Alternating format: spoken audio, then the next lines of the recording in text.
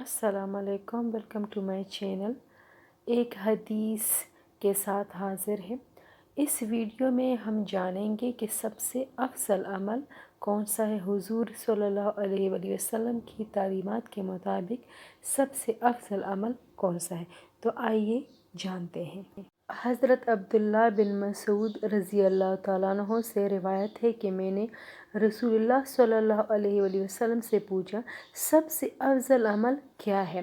آپ صلی اللہ علیہ وسلم نے فرمایا، اپنے وقت پر نماز پڑھنا۔ میں نے عرض کیا، یا رسول اللہ، اس کے بعد کون سا عمل افضل ہے؟ آپ صلی اللہ علیہ وآلہ وسلم نے فرمایا، یہ بات کہ لوگ تمہاری زبان سے محفوظ رہیں۔ اس حدیث کے مطابق اپنے وقت پر نماز پڑھنا افضل ہے، اور اس کے بعد جو عمل ہے وہ ہے کہ لوگ تمہاری زبان سے محفوظ رہیں۔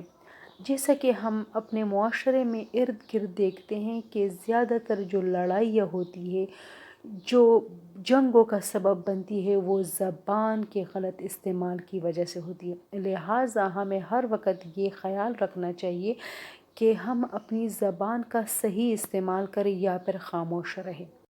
آئیے عہد کریں کہ ہم اپنی زبان سے دوسرے مسلمان لوگوں کو تکلیف نہیں پہنچائیں گے اور وقت پر نماز ادا کریں گے۔ اللہ حافظ۔